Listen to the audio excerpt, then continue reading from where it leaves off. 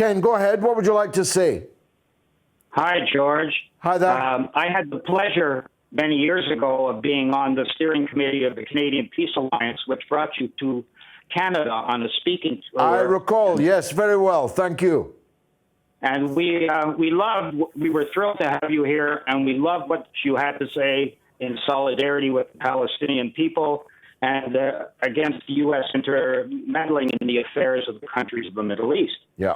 But we are somewhat dismayed by the fact that you see the so-called Freedom Convoy as a manifestation of workers in Canada, and it's exactly the opposite, George.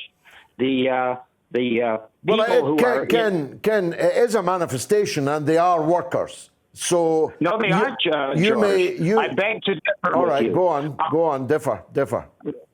Okay, thank you, George. The Teamsters Union, which represents the unionized drivers in Canada, condemned the Freedom Convoy, and so did the Canadian Labour Congress, which represents almost all the unionized workers in Canada.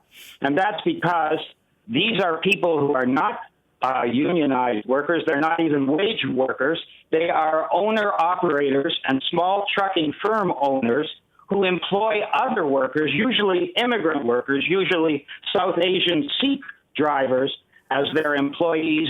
And these workers, incidentally, are responsible for 80% of the labor standards complaints in Ontario for wage theft by these owner-operators.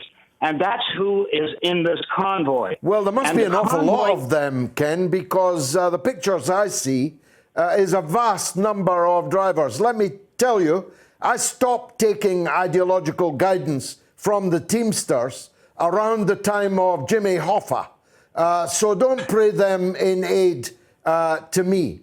It seems to me that your problem with these workers is that you're not leading them, that they have decided to take action themselves. And if you're not leading them, they must be fascists. No, they're, George, if I may again disagree.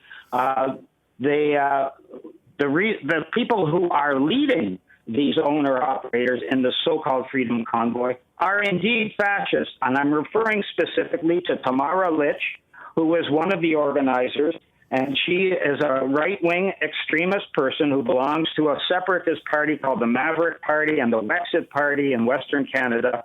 And another leader is Pat King, who is an open white supremacist who speaks at all their rallies. They have a control room in a luxury hotel right now, as you and I are talking, in Ottawa, in which one of Trump's closest advisors is part of a discussion, part of the planning of these events, along with former police officers, RCMP officers, and military intelligence officers. This has nothing to do with the working class. Well, you've got a very funny definition of fascism, I must say.